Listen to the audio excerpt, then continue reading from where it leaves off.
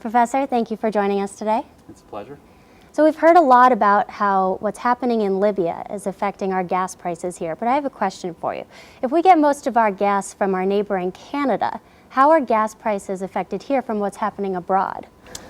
Well, the oil is a global commodity. The price of oil is determined on global financial markets, for instance, in the New York Mercantile Exchange, in London with the Brent market, and they look at the global geopolitical situation when they are betting on what the price of oil is going to do. So anything that happens around the world can affect the global price of oil. So being a global market, the stuff in Libya is going to have an effect.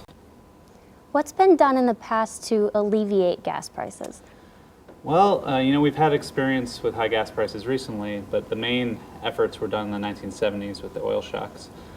A variety of things, raising the speed limit to increase efficiency. The government actually imposed price controls on oil during the 1970s, which many people think actually caused shortages because the price mechanism wasn't allowed to work.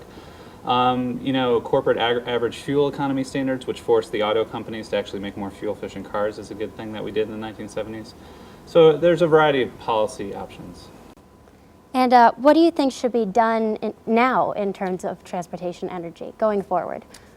Well, one of the things about higher gas prices is we don't like it and we like to complain about it, but it's actually a good thing to get us to move towards alternatives. So the high prices themselves are good, but we should also impose a more stringent gas tax. The U.S. has some of the lowest gas taxes in the industrialized world.